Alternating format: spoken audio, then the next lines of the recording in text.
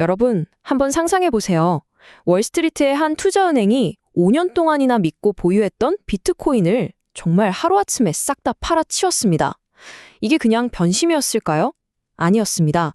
암호화폐 전체를 위협할 수도 있는 일종의 시한폭탄에 대한 경고였죠.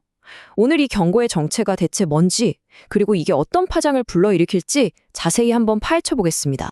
이 모든 이야기의 시작은요, 바로 글로벌 투자연행 제퍼리스의 최고 전략가 크리스토퍼 우드가 보낸 뉴스레터 한 통에서 비롯됐습니다.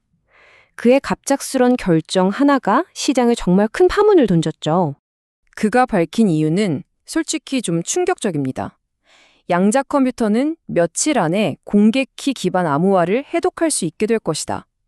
바로 이 한 문장 때문에 그는 자신의 포트폴리오에 어마어마한 변화를 줄 수밖에 없었다는 겁니다. 이 타임라인을 보시면 그의 변화가 얼마나 극적인지 바로 아실 수 있을 거예요. 2020년 말에 비트코인을 처음 포트폴리오에 넣었고요. 2021년에는 그 비중을 무려 10%까지 늘렸습니다. 누가 봐도 완전한 비트코인 강세론자였죠. 그런데 5년 만에 이걸 전부 매도했다? 대체 뭐가 그를 이렇게 돌아서게 만든 걸까요? 그가 지목한 범위는 바로 양자 컴퓨터입니다. 자, 이건 우리가 쓰는 컴퓨터가 그냥 좀 더 빨라진 버전? 이런 게 아니에요. 아예 차원이 다른 원리로 작동하는 기계입니다. 그리고 그 막강한 힘이 비트코인은 물론이고 우리 디지털 세상의 모든 자물쇠를 그냥 부숴버릴 수 있는 잠재적 위협이 되고 있다는 거죠. 심지어 투자은행 시티에서는 이 운명의 날에 큐데이라는 이름까지 붙였습니다. 말 그대로 양자 컴퓨터가 지금의 암호 체계를 완전히 무력화시키는 바로 그 순간을 뜻하는데요. 세상의 모든 자물쇠를 열 수 있는 만능 열쇠가 등장하는 날이라고 생각하시면 됩니다. 에이, 그래도 한참 먼 미래 얘기겠지? 싶으시죠? 생각보다 그렇게 멀지 않을 수도 있습니다. 시티의 예측을 보면 2034년 이전에 큐데이가 올 확률이 최대 34%나 되고요. 2044년 이전에는 무려 82%에 달합니다. 장기적인 관점에서 투자를 하는 사람들한테는 이건 지금 당장 무시하기 힘든 현실적인 위협인 셈이죠. 이 위험이 왜 이렇게 큰일인지 제대로 이해하려면 비트코인 거래가 실제로 어떻게 돌아가는지 아주 간단하게 짚고 넘어갈 필요가 있습니다. 모든 건 딱 두 개의 키에 달려 있거든요. 사실 원리는 아주 간단해요. 여기 공개키가 있죠? 이건 여러분의 은행 계좌번호 같은 겁니다. 누구나 볼 수 있고 이 주소로 비트코인을 보낼 수 있어요. 반면에 개인 키는 나만 아는 비밀번호, 즉 핀번호 같은 거죠. 비트코인의 모든 보안은 딱 한 가지 가정 위에 서 있습니다. 바로 현재의 컴퓨터로는 이 공개된 계좌번호만 보고서 내 비밀번호를 절대 알아낼 수 없다는 겁니다. 그런데 바로 이 지점에서 문제가 생깁니다. 양자 컴퓨터는 이 게임의 규칙 자체를 바꿔버려요.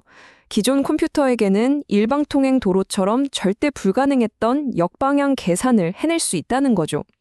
다시 말해 모두에게 공개된 여러분의 주소만 가지고 여러분의 비밀번호를 역으로 찾아낼 수 있는 잠재력을 가졌다는 뜻입니다. 자, 그럼 암호화폐 세계의 얼마만큼이 실제로 이런 공격에 취약할까요? 이 숫자를 보시면 아마 좀 놀라실 겁니다. 생각보다 그 규모가 엄청나거든요.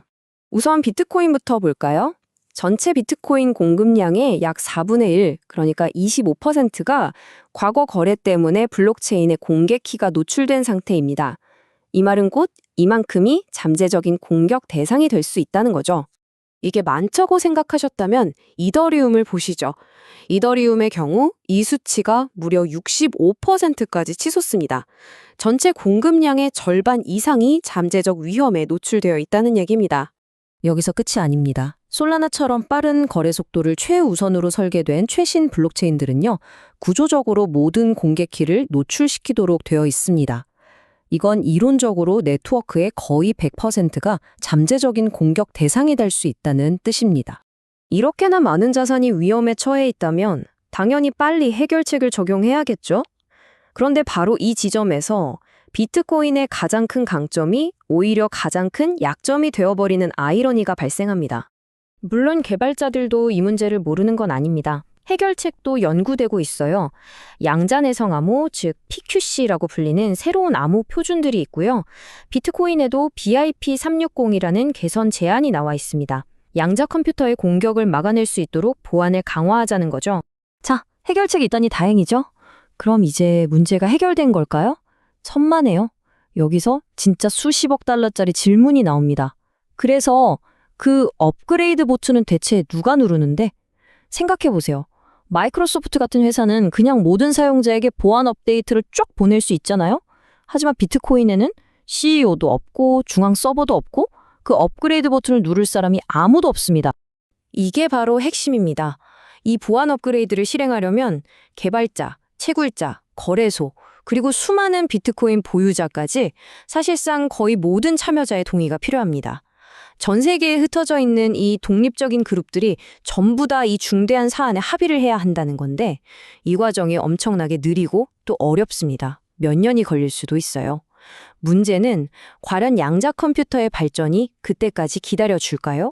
그래서 지금 우리는 아주 흥미로우면서도 굉장히 위험 부담이 큰 경쟁 상황에 놓이게 된 겁니다. 양자 컴퓨터를 만드는 쪽과 블록체인을 지키려는 쪽 사이에 치열한 기술 경쟁이죠. 여기서 중요한 점은요, 당장 내일 여러분의 비트코인이 해킹된다는 뜻은 아니라는 겁니다. 전문가들도 아직 시간은 좀 있다고 봐요. 하지만 진짜 위협은 바로 지금 이 위험에 대한 인식 그 자체입니다. 제퍼리스의 사례가 보여주듯이 실제로 해킹이 일어나지 않더라도 해킹될 수 있다는 그 가능성만으로도 시장은 움직입니다. 투자자들은 비트코인을 팔고 금처럼 더 안전하다고 여겨지는 자산으로 이동할 수 있다는 거죠. 결국 우리는 이 궁극적인 지문에 도달하게 됩니다. 비트코인을 그토록 가치 있게 만드는 탈중앙화, 즉 어떤 개인이나 정부도 통제할 수 없다는 바로 그 특성이 아이러니하게도 미래의 가장 큰 위협 앞에서 스스로를 지키지 못하게 만드는 치명적인 약점이 될 수도 있을까요? 이 딜레마의 결과가 아마 암호화폐의 미래 전체를 결정하게 될 겁니다. 오늘 준비한 내용은 여기까지입니다.